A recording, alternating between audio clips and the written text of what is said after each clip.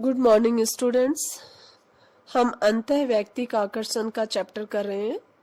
अंतःवैयक्तिक आकर्षण के चैप्टर में हमने पिछले वीडियो में अंतःवैयक्तिक आकर्षण का अर्थ और उसके स्वरूप, अंतःवैयक्तिक आकर्षण के निर्धारक कर रहे थे। अंतःवैयक्तिक आकर्षण के निर्धारकों में हमने आंतरिक निर्धारक को कंप्लीट कर लिया है। उसके बाद हमने बाह्य निर्धारक कर रहे थे। बाह्य निर्धारक में हमने शारीरिक आकर्षणता को कंप्लीट किया है। तीसरा निर्धारक अंतःक्रियात्मक कारक किया है। अंतःक्रियात्मक कारक में कई पॉइंट्स बताए गए हैं, कई बिंदु बताए गए हैं। या अंतःक्रियात्मक कारकों को कई भागों में विभाजित किया गया है। इसमें जो कारक दिए गए हैं वो है समानता, पारस्परिक पसंदगी, चाटुकारिता, समीपता और अन्य प्रेक्षणीय कारक। तो हमने पिछले वीडियो में जो समानता कारक है उस पे प्रकाश डाला। समानता क्या है और समानता के 3 विमाएं हैं: मनोवृत्ति की समानता, व्यक्तित्व की समानता, व्यवहारगत समानता पर प्रकाश डाला है। आज इसी फैक्टर को आगे बढ़ाते हुए हम जो सेकंड पॉइंट है पारस्परिक पसंदगी, उस पे प्रकाश डाल रहे हैं। पारस्परिक पसंदगी क्या है? पारस्परिक पसंदगी अंतःवैयक्तिक आकर्षण का दूसरा प्रमुख कारक है। बर्न ने 1971 में लिखा है कि एक तरफा आकर्षण बहुत दिनों तक नहीं चलता है। आकर्षण को बनाए रखने के लिए यह जरूरी है कि वह पारस्परिक और एक दूसरे पर आश्रित हो। दोनों में ही पारस्परिक स्नेह का होना जरूरी है। गोल्ड, राइकमैन तथा मोजले ने 1984 में अपने अध्ययन में पाया कि यदि किसी पुरुष के व्यवहार के प्रति कोई महिला दृष्टि संपर्क, आई कांटेक्ट बनाए हुए उसके तरफ झुककर बातचीत करती है, तो भले ही वह महिला असमान मनोवृत्ति वाली हो, फिर भी उसके प्रति आकर्षित होना स्वाभाविक है। लेकिन यदि समान मनोवृत्ति वाली महिला भी किसी पुरुष के व्यवहार के प्रति उपयुक्त पारस्परिकता के साथ अनुक्रिया नहीं करती है, तो पुरुष उसके प्रति कम आकर्षित होते हैं। हेस 1984 के अध्ययन के अनुसार जब दो व्यक्तियों के बीच पारस्परिक आदर, स्नेह, अभिरुचि की भावना होती है तो उनमें अंतःवैयक्तिक आकर्षण बढ़ जाती है। लेकिन यदि इसी तरह की पारस्परिकता नहीं होने पर, समानशील गुणों के रहने पर भी उनमें अंतःवैयक्तिक आकर्षण नहीं होता है। नेक्स्ट पॉइंट आता है चाटुकारिता।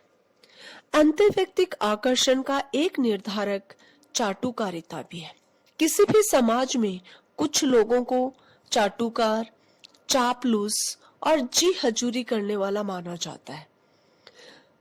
ऐसे लोगों के प्रति लोग नेगेटिव विचार व्यक्त करते हैं, परंतु कुछ खास परिस्थितियों में इनकी चाटुकारिता आकर्षकता बढ़ाने में सफल हो जाती है।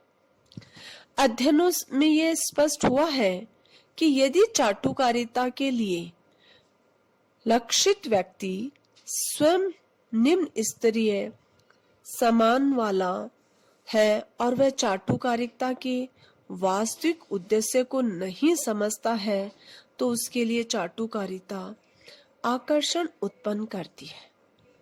लेकिन यदि चाटुकारिता के लिए टारगेट व्यक्ति उच्च स्तरीय समान वाला है और चाटुकारिता के पीछे छिपे मंतव्य को वह समझता है, तब वैसी परिस्थिति में चाटुकारिता आकर्षण उत्पन्न करने में सफल नहीं हो पाता है। वाटरमैन, वालेस्टर तथा फ्रेस्टिंगर 1962 के अनुसार जो चाटुकारिता लक्षित व्यक्ति के परोक्ष में की जाती है वह सफल होती है। जॉन्स 1964 के अनुसार एक अनुभवी चाटुकार लक्षित व्यक्ति के साथ समय समय पर असहमति प्रकट करके अपने आप को आकर्षक बनाए रखने में समर्थ हो पाता है। नेक्स्ट पॉइंट आता है समीपता।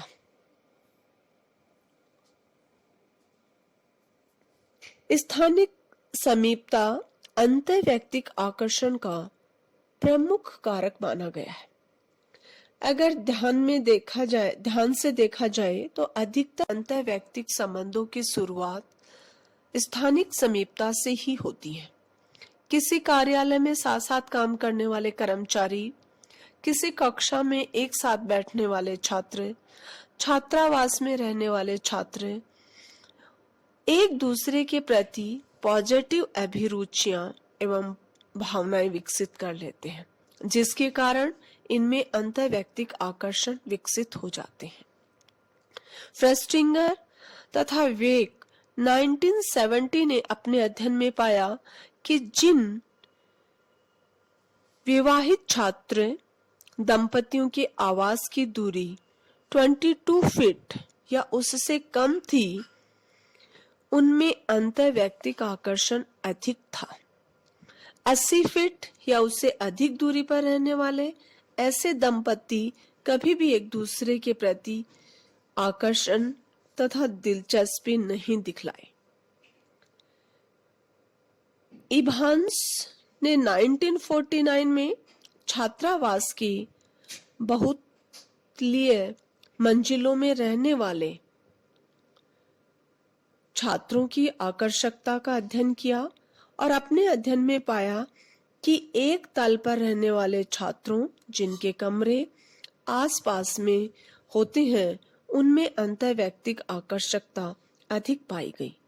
उसी तरह से लाटन ने 1975 के अपने अध्ययन में पाया कि बहुमंजिलीय आवास घरों में एक तल में रहने वाले परिवारों में अंतर्वैयक्तिक आकर्षण अधिक पाया गया।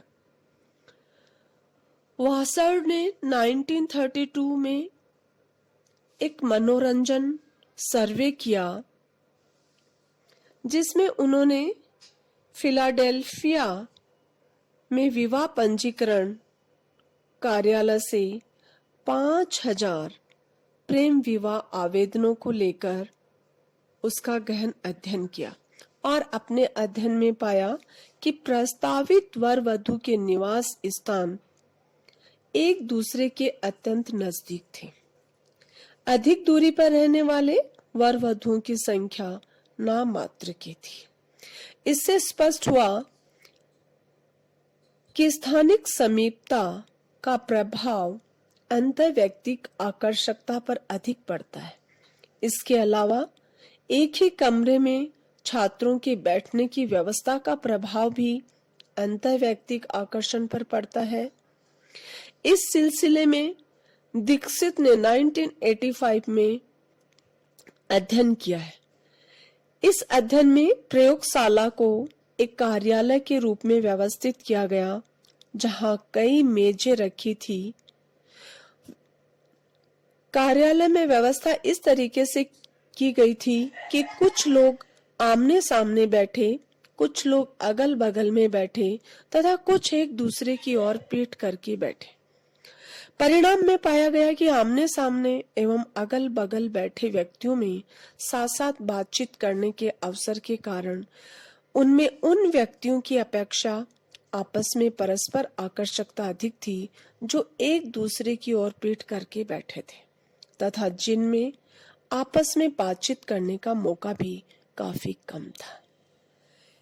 इन अध्ययनों से यह स्पष्ट हो जाता है कि स्थानिक समीपता एक ऐसा कारक है जिसमें अंतर्वैयक्तिक आकर्षकता में वृद्धि होती है, परंतु इस तरह की समीपता से हमेशा अंतर्वैयक्तिक आकर्षण में वृद्धि नहीं होती है।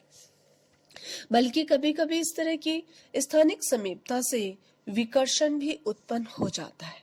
जैसे यदि आस पड़ोस में कोई ऐसा परिवार रहता है जो अपने रहन सहन, धार्मिक विश्वास के कारण आसपास के अन्य परिवारों से काफी अलग है, तो ऐसे परिवारों में आकर्षण की जगह पर विकर्षण होगा, क्योंकि इनमें मनोवैज्ञानिक दूरी अधिक होती है।